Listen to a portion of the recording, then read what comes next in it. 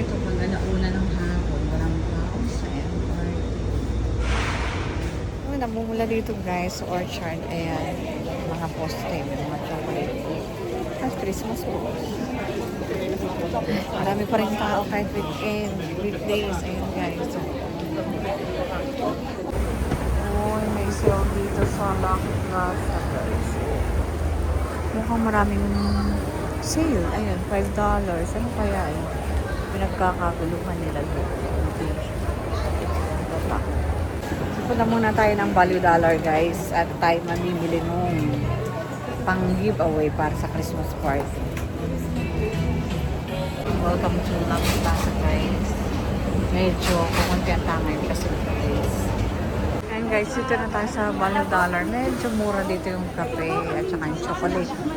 Yung nakita ko sa Value Dollar passeries. Tingnan natin yung presyo ng chocolate dito guys.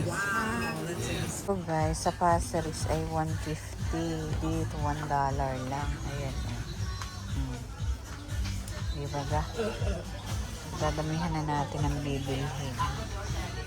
At mura ito.